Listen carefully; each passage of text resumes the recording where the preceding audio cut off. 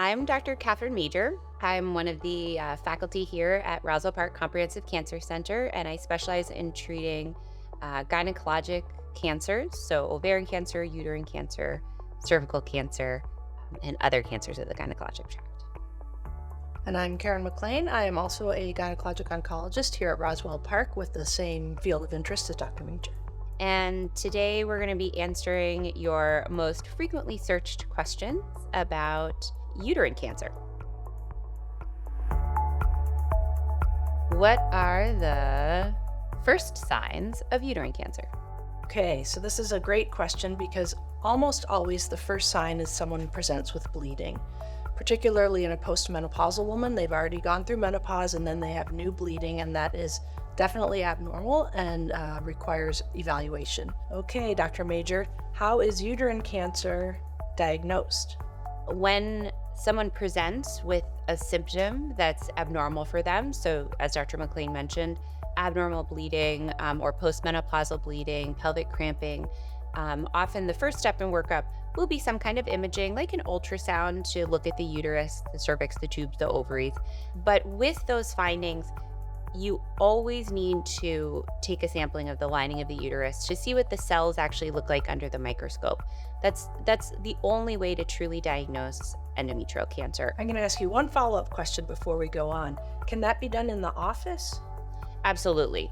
So an endometrial biopsy is an in-office procedure. It takes all of about 5 minutes to do, and it can be done in your gynecologist's office. If you're someone who has a lot of discomfort with exams or has concerns about doing a slightly more invasive procedure in the office, then it can be done in the operating room under more anesthesia so that it can be less bothersome. Does a Pap test detect uterine cancer?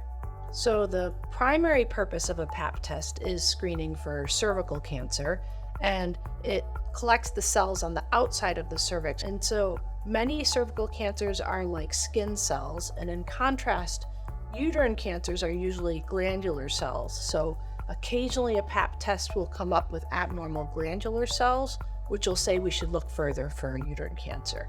Great. And a follow-up question for you. If you have a Pap test that shows some of those cells that may suggest endometrial cancer or uterine cancer, is that enough to confirm the diagnosis, or would someone need more testing? Great question.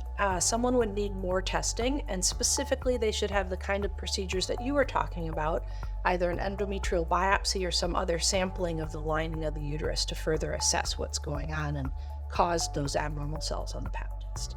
Okay, next question, is uterine cancer common in young adults? Classically, uterine cancer is really something that tends to develop after menopause, but you can see cancers prior to that.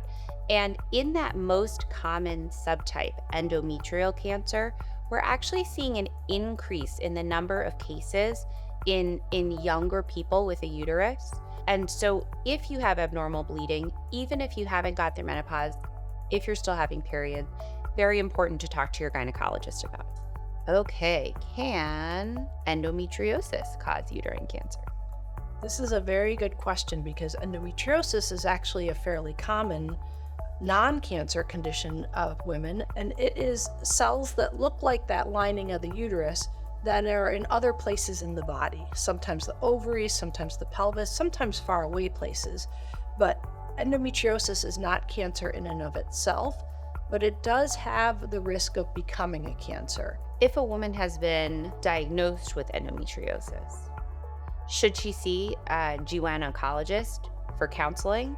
Endometriosis overall is quite common, and therefore a general gynecologist would generally have the skill set to be able to manage that endometriosis. Sometimes the severity of their endometriosis is such that the surgical expertise of a gynecologic oncologist could really help with managing their disease, but relative to the commonness of endometriosis, the likelihood of having cancer associated is really quite small.